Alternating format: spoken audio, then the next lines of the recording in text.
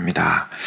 잘 나오셨고요. 오늘 말씀은 같이 마태복음이 아니죠. 고린도후서입니다. 고린도후서 5장 17절 같이 보겠습니다.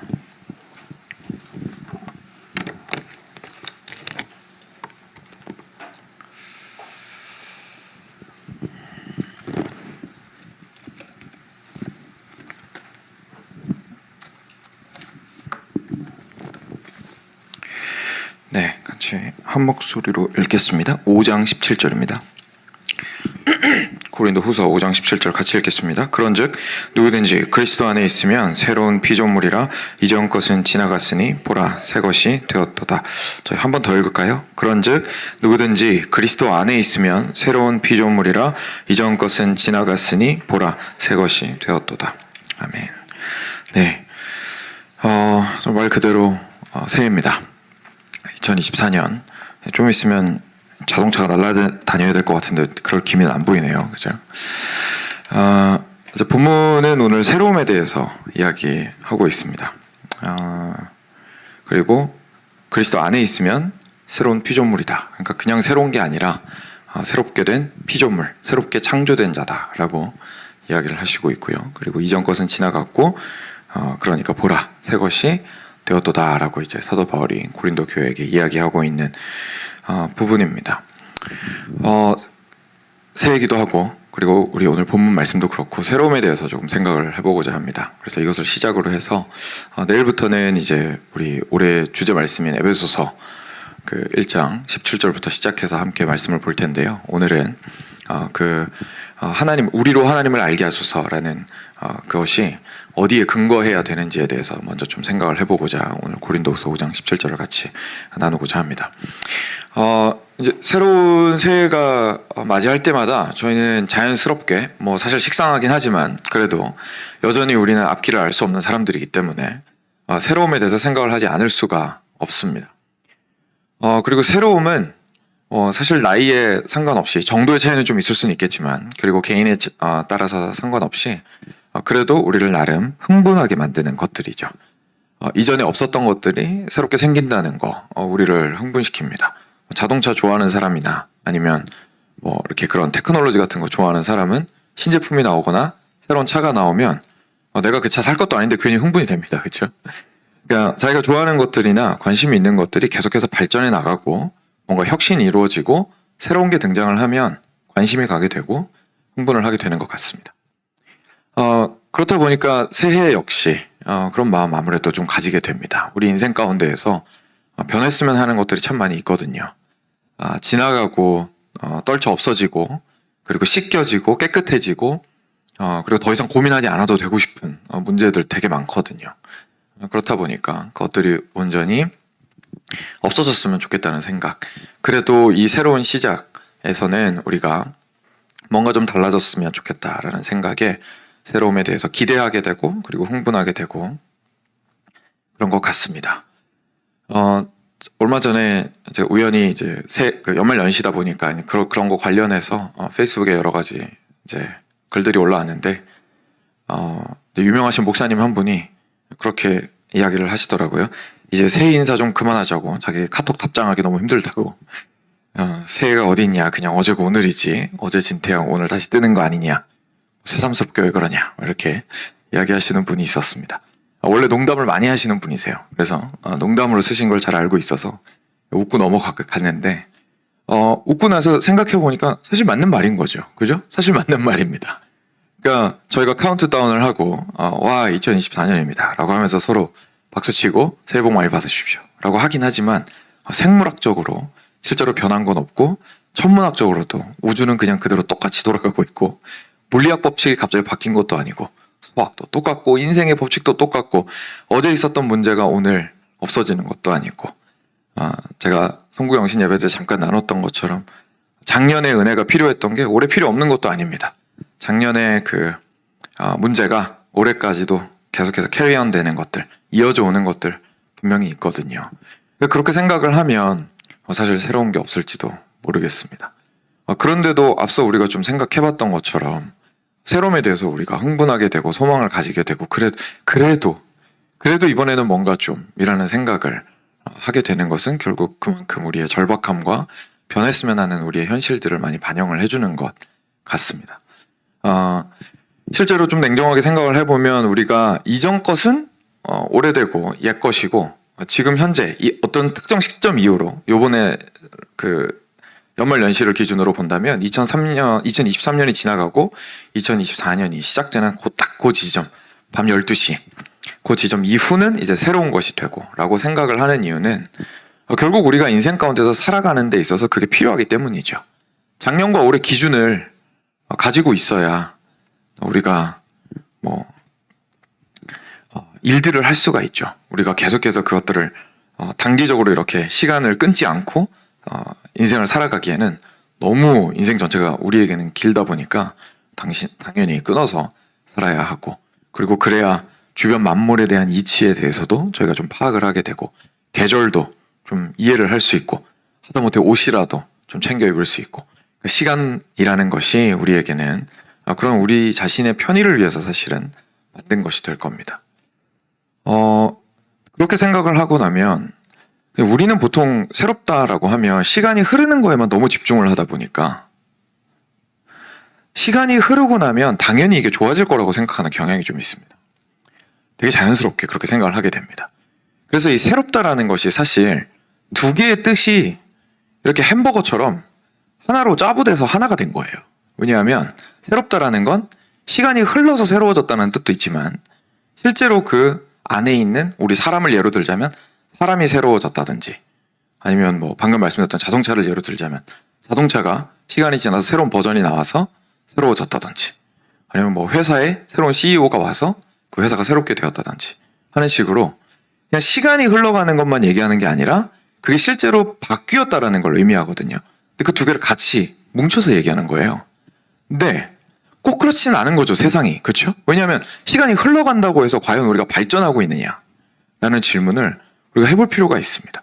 사람들 되게 당연하게 시간이 흘러가면 역사는 발전하는 거라고 생각해서 지금 젊은이들이 하는 게 또 옳다고 생각을 합니다. 시대는 어차피 흘러가니까 앞으로 오는 것들이 더 맞다고 생각합니다. 그래서 이것을 우리가 너무 자연스럽게 우리 안에 가지고 있다 보니까 굳이 철학적으로 생각할 필요도 없이 우리 인생 속에서 제일 많이 쓰는 표현이 하나 있습니다. 요즘은 야, 요새 누가 그렇게 말하니? 요즘은 누가 그런 옷 입니? 요즘은 누가 그런 데 가니? 야, 요즘은 그 학교가 되게 잘 나가. 요즘은 그 직장이 제일 잘 나가. 야, 요즘 누가 그런 직종 찾니? 요즘 누가 거기 가서 장사하니? 그죠? 그 요즘이라는 단어가 우리한테 엄청난 설득력을 가집니다. 요즘이라고 얘기하면 바로 내가 어떤 사람이 되죠? 촌스러운 사람이 되죠. 그 촌스러운 사람이 됐다는 건 무슨 뜻이죠? 뒤처진 사람이라는 얘기입니다.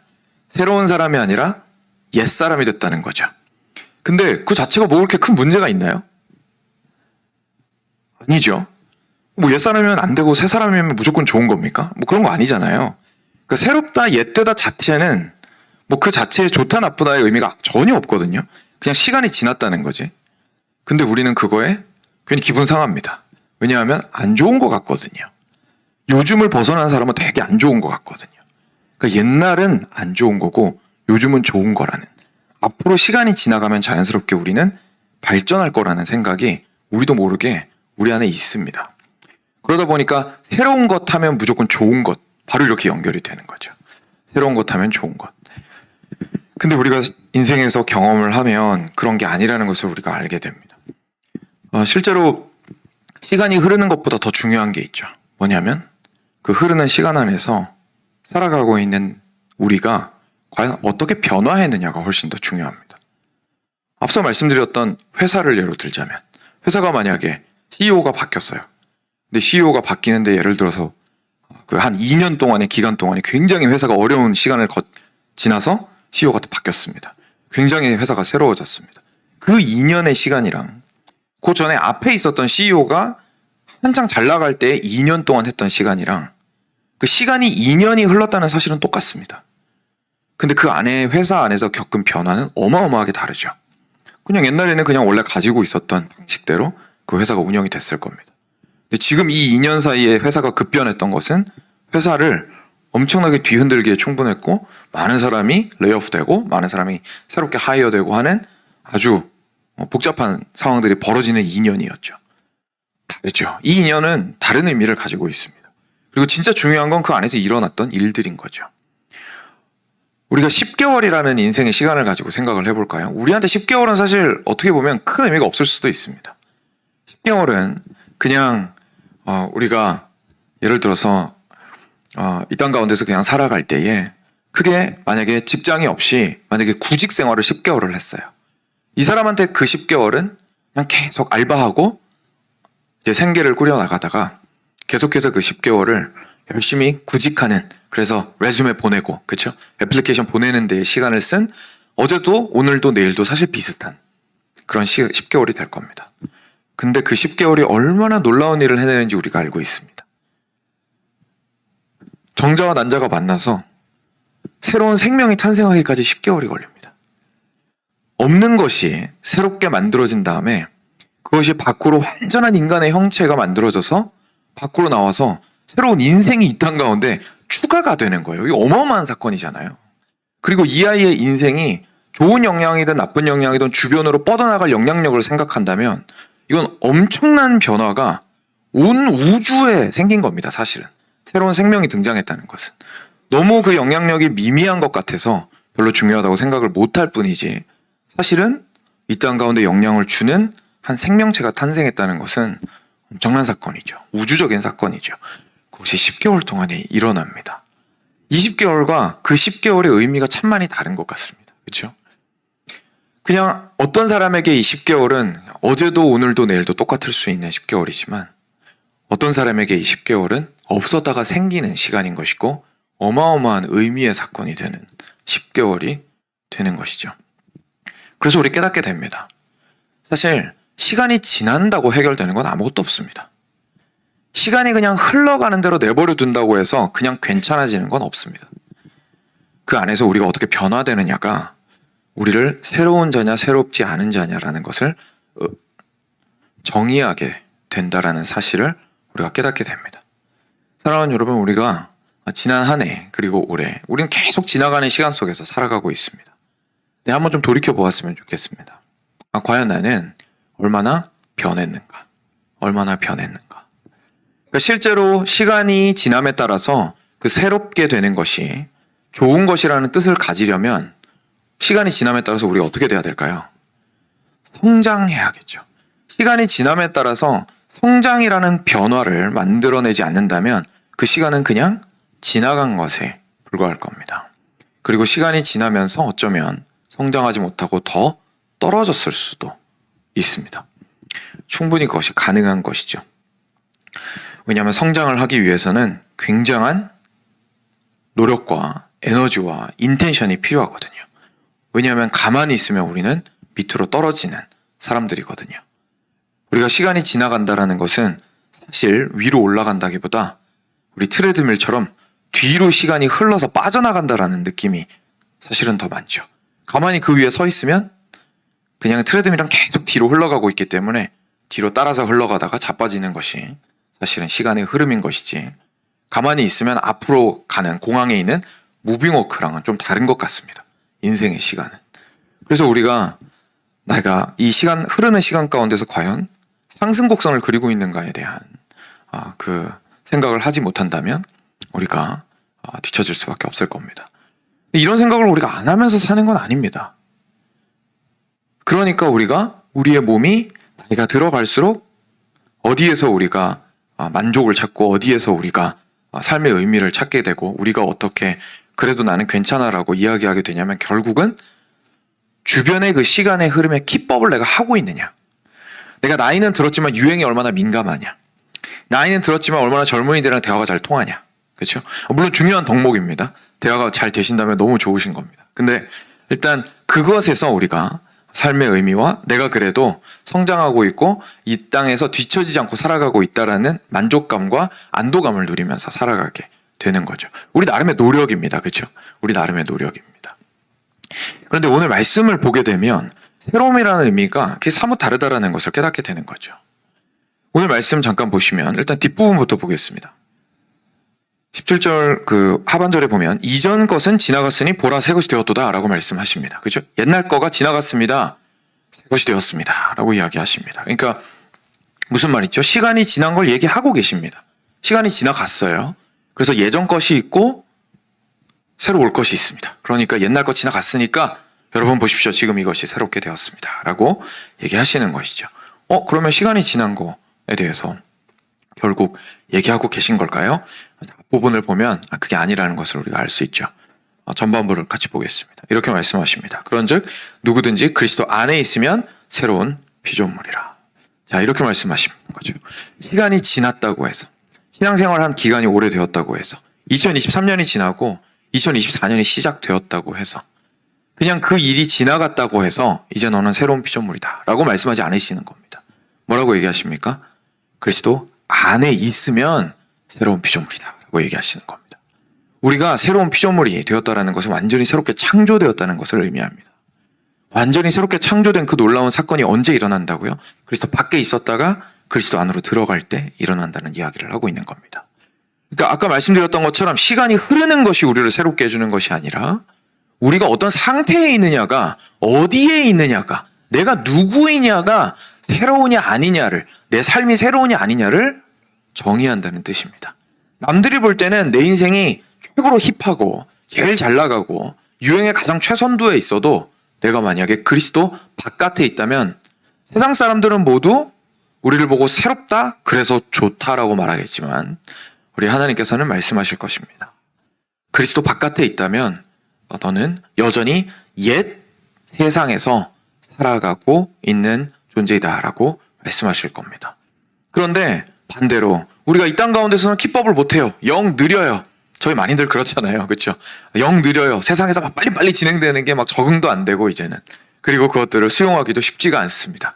그런데 우리가 그리스도 안에 있다면 세상은 여전히 아유 엄마 아빠 그렇게 하면 촌스러워. 이거 내가 사준 거 입어 라고 말하는 소리를 들을 수는 있겠지만 그래도 그 그리스도 안에 있을 때 하나님께서는 너는 새로운 피조물이다 라고 이야기를 하시는 것이죠.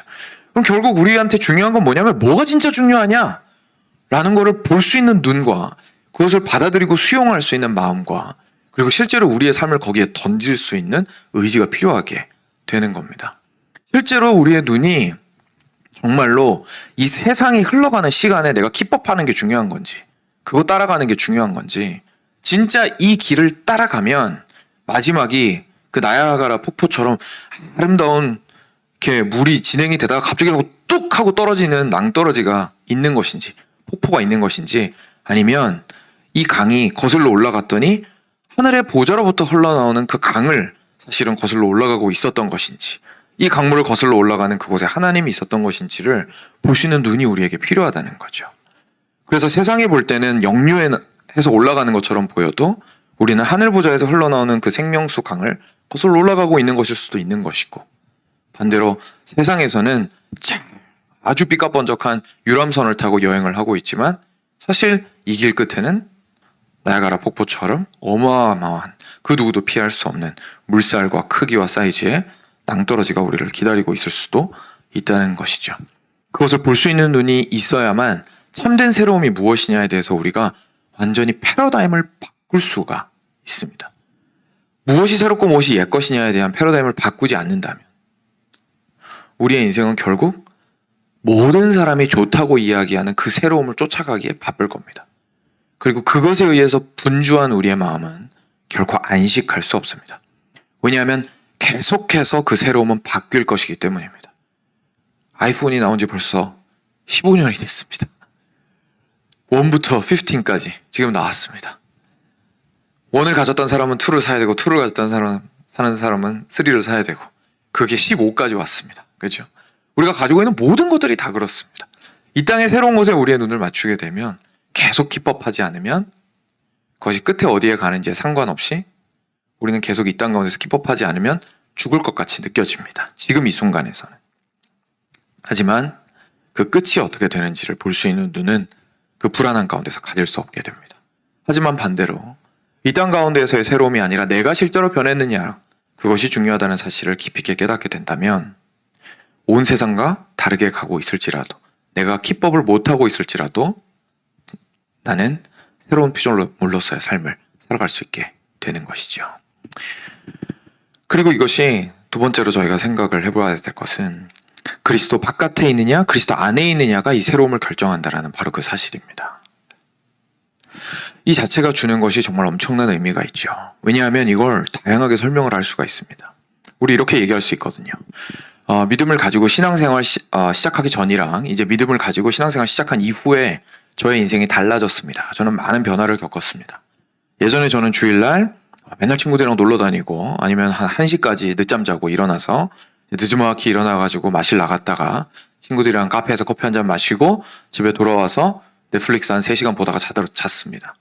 그런데 이제는 내가 아침 일찍 일어나서 말도 안 되는 건데 단장을 하고 아침 일찍 나와서 교회도 나오고 같이 거기에서 친구들이랑 막 술 마시고 놀던 그 기억과는 완전히 반대되게 함께 식사하고 교제하고 말씀 듣고 예배하고 하게 되었습니다. 정말 인생이 너무너무 바뀌었습니다. 라고 이야기를 합니다. 우리가 이렇게 말할 수 있는 거죠. 우리가 새로운 피조물이 되었다라는 게 우리가 신앙생활 하기 전이랑 신앙생활 하기 후로 많이 바뀔 수 있습니다. 라고 얘기할 수 있는 겁니다. 무슨 말이냐면 라이프 스타일의 체인지는 가능하다는 얘기입니다. 그죠? 성경이 그렇게 말할 수 있다는 거예요. 성경이 뭐라고 말할 수 있냐면 너네가 안 하던 거 하게 되면 그죠? 안 하던 거 하게 되면 기도 안 하다가 기도하잖아. 주일날 아무것도 안 하다가 이제는 교회 나오잖아. 예전에는 착하게 안 살았는데 이젠 착하게 살잖아. 옛날엔 맨날 도망 다녔는데 이제는 사람들 만나잖아. 예전에는 사람들 만나는 것만 좋아했는데 이제는 홀로 골방에 들어갈 줄도 알잖아. 뭔가를 안 했던 걸 이제는 하잖아. 또는 반대로 예전에 너 알코올 중독이었는데 이제 술 끊었잖아.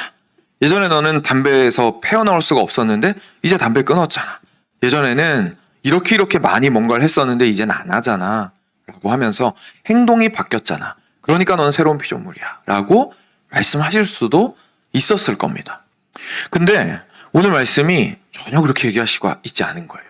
너가 뭘 했느냐 가지고 지금 새롭냐 아니냐를 지금 얘기하고 있지 않으신 겁니다.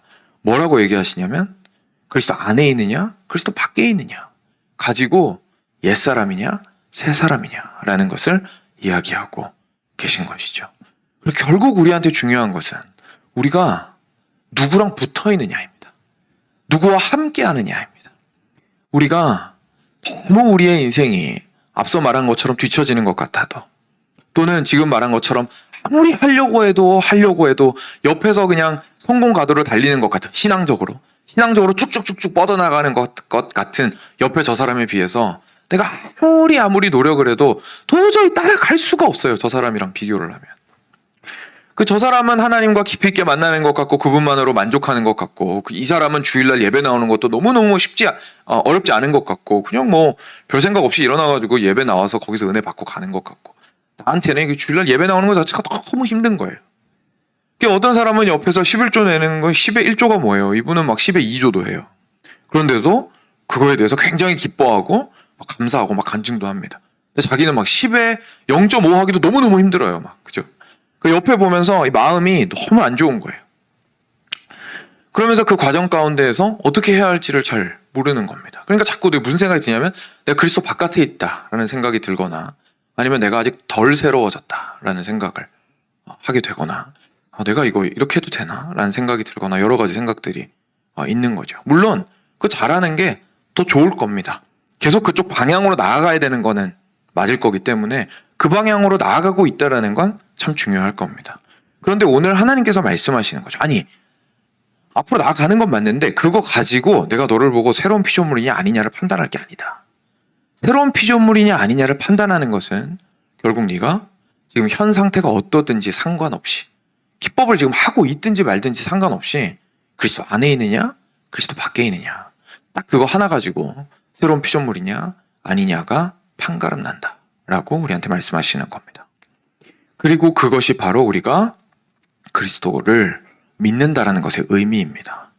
사랑하는 여러분, 우리가 단지 그리스도를 믿고 신앙생활을 해나가는 것에 대해서 단순하게 그리스도를 믿는다라고만 표현하고 그리스도의 말씀에 순종한다라고만 표현하게 되면 결국 우리는 종교인으로서의 리스트를 가지고 사는 겁니다. 나를 새로운 피조물로 앞으로 만들어줄 영어로 하면 do's and don'ts 해야 될 것들과 하지 말아야 될 것들 리스트를 쫙 가지고 살아가는 겁니다. 그리고 나를 계속 체크하는 거죠. 내가 이거를 해야 되는 것들을 해야 되고 하지 말아야 할 것들을 하지 말아야지 라고 그것들을 체크하면서 살아가는 인생이 되는 것이죠.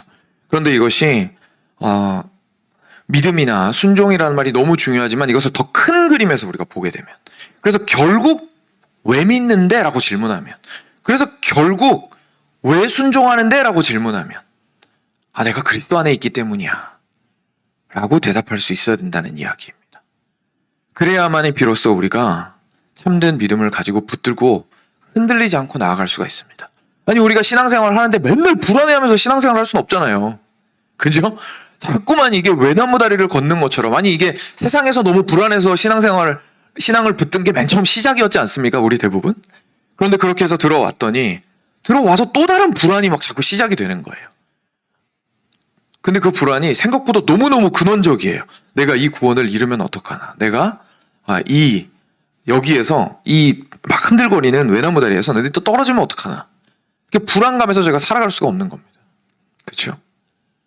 그런데 여기에서 우리가 그 불안한 상황 가운데 있을 때 생각해야 되는 건, 그래서 내가 얼마나 튼튼해서 이 위에 잘 서 있느냐가 아니라는 거예요. 내가 누구한테 엎여 있느냐를 질문해야 된다는 얘기입니다. 내가 이 외나무 다리 걸어가는 건 맞는데 내가 누구한테 엎여 있느냐고요. 그리스도께 엎여 있느냐, 아니면 내 힘으로 이 외나무 다리 걸어가려고 하고 있느냐 라는 것을 질문해야 된다라는 이야기인 것이죠. 사랑하는 여러분, 이게 새해입니다. 그렇죠? 이 새해에 우리가 이 새로운 2024년 이 시간을, 어차피 흘러가고 있지만 그런데 왠지 새로울 것 같은, 그래서 그래도 뭔가라도 기대가 되고 흥분이 되는 이 시간을 시작할 때에 우리가 해야 될 일은 결국 내가 과연 그리스도 안에 있는가를 점검하는 것입니다. 내가 과연 그리스도 안에 있는가를 점검하는 것입니다. 이것은 절대로 옛날에 내가 처음에 구원의 확신 가졌을 때 그때 딱 하고 나서 끝나는 게 아닙니다. 그때 끝나는 게 아닙니다.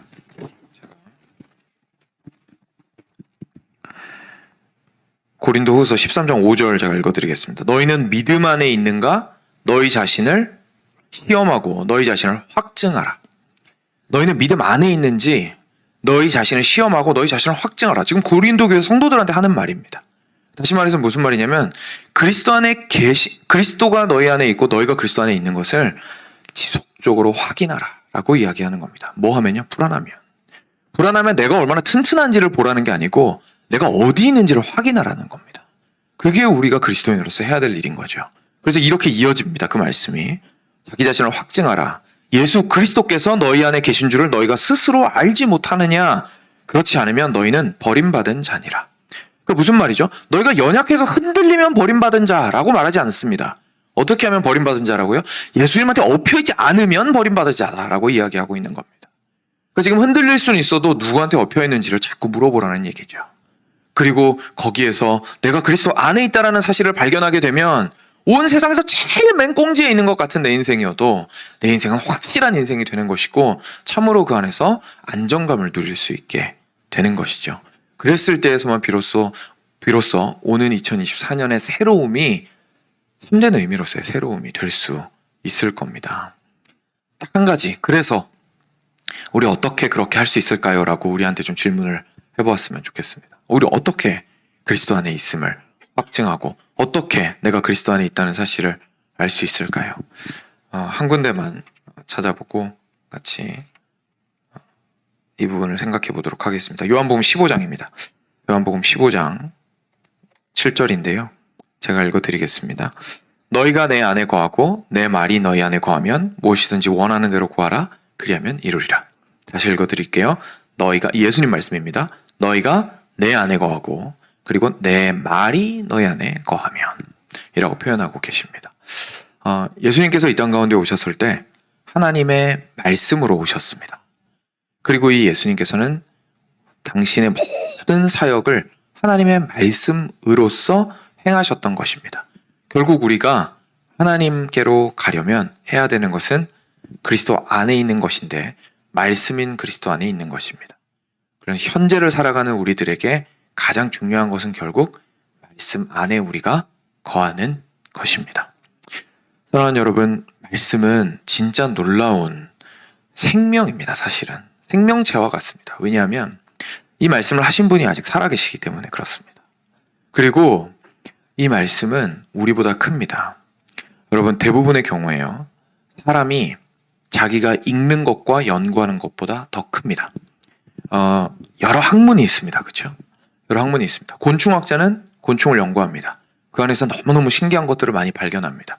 조류학자는 새를 연구합니다. 의사는 몸을 압니다. 사람의 몸을 압니다. 동물학자는 동물의 생태나 동물의 행태나 동물의 건강과 그런 것들에 대해서 잘 알고 있습니다. 그런데 그 모든 것들은 사람이 이해할 만합니다. 신비로운가요? 신비롭습니다. 그 조그마한 곤충 안에도 너무 놀라운 일들이 일어나기 때문에 너무너무 놀랍습니다. 사람 몸 전체는 말할 필요도 없고 미토콘드리아만 봐도 너무 신기해서 거기에서 신비로움을 발견합니다. 신비롭죠. 근데 이해가 안 되나요? 이해가 됩니다. 그렇죠? 이해가 됩니다. 그게 사람이 우리가 연구하는 존재보다 크다는 뜻입니다. 여러분들이 비즈니스를 운영하시고 돈을 가지고 이거를 불리든지 아니면 이걸 가지고 투자를 하든지 뭘 어떤 방식으로 사용을 하든지 간에 이 모든 것들은 결국 우리가 컨트롤 가능한 범위 안에 있습니다. 잘 못할 수는 있지만 이해를 하고 충분히 그것들을 컨트롤할 수가 있습니다. 그런데 하나님을 아는 것이 진짜 어려운 이유는 뭐냐면 우리가 컨트롤할 수가 없기 때문에 그렇습니다. 제가 신학을 하는데 이게 신학이 가지고 있는 가장 큰 아이러니입니다. 역설입니다.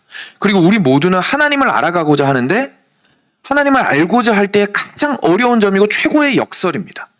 우리는 우리가 이해할 수 있는 것만 알 수 있습니다. 근데 하나님은 우리가 온전히 이해할 수 없는 우리보다 크신 존재인데 우리가 알고자 한다는 사실이 엄청난 역설입니다. 그래서 우리가 할 수 있는 건 하나밖에 없습니다. 그분 안으로 들어가는 겁니다. 그 세상으로 들어가는 수밖에 없습니다.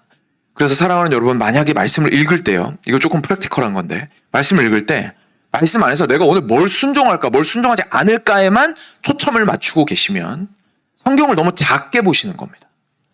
여러분들이 하셔야 되는 건 성경 안으로 들어가시는 겁니다. 성경이 말하고 있는 세상이 무슨 세상인지, 성경이 말하고 있으신 하나님은 어떤 하나님이신지, 성경이 말하고 있는 예수님은 어떤 예수님이신 건지, 성경이 말하고 있는 나는 뭔지, 성경이 말하고 있는 나의 인생은 무엇인지 그 세상 안으로 우리가 걸어 들어가는 것이지 성경을 우리가 마음대로 주무를 수 있는 리스트로 읽으려고 성경을 읽는 게 아닙니다.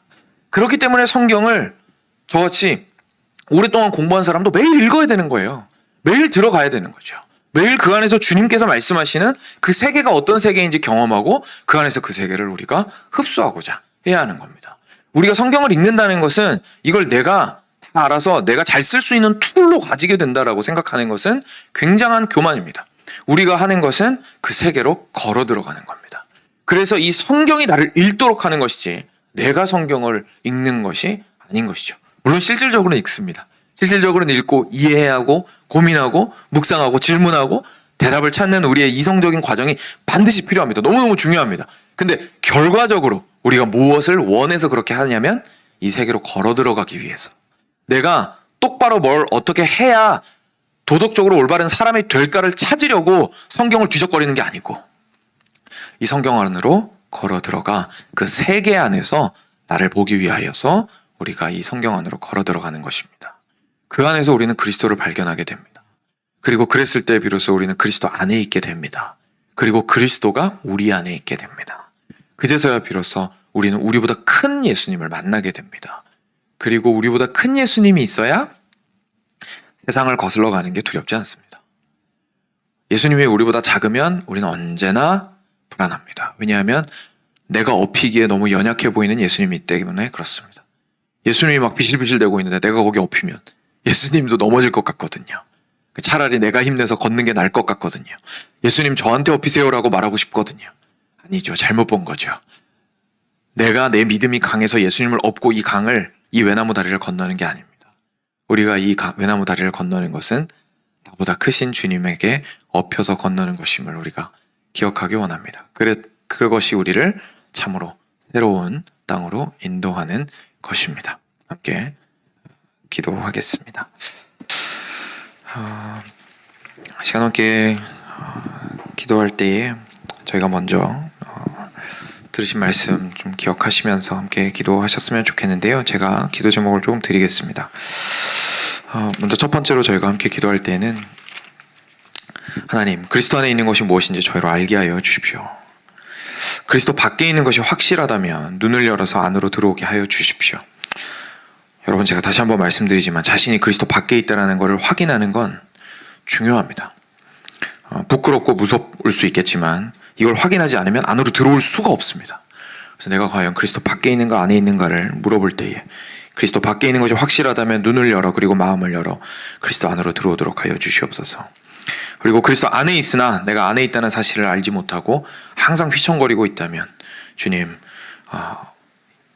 주님을 아는 것 위에 삶을 세우기를 싫어하고 무지하여서 어떻게 해야 하는지 알지 못하는 나를 용서해 주시고 나로 그리스도 안에 있음을 깨닫게 하여 주시옵소서라고 시간 먼저 이거 가지고 같이 기도하도록 하겠습니다.